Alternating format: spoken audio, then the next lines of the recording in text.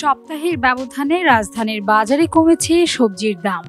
গত সপ্তাহের তুলনায় প্রায় প্রতি কেজি সবজি ৫ থেকে ১৫ টাকা কমে বিক্রি হচ্ছে। তবে বেড়েছে গরু মাংসের দাম।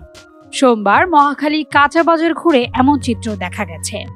পাইকারি বাজার ঘুরে দেখা যায় করলা প্রতি কেজি ৬০ টাকা, বেগুন প্রতি কেজি ৬০ থেকে ৮০ টাকা, চিচিঙ্গা ৬০ টাকা, টমেটো ৪০ টাকা প্রতি কেজি, মিষ্টি কুমড়া ৫০ থেকে ৬০ টাকা, তাছাড়া লাউ ৬০ টাকা, গাজর ৭০ টাকা, লতি ৮০ টাকা, পেঁপে ৭০ টাকা প্রতি কেজি ও কাঁচামরিচ প্রতি কেজি বিক্রি হচ্ছে ৬০ টাকায়।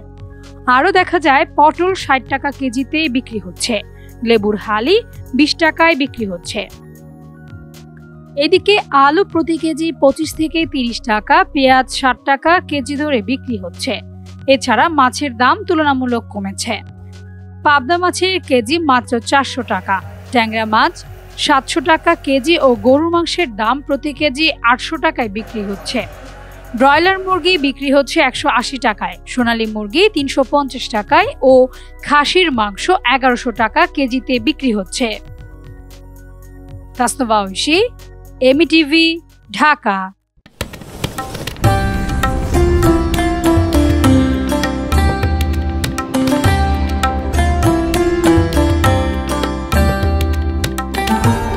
এমইটিভি, স্বাধীন বাংলার স্বাধীন কণ্ঠ।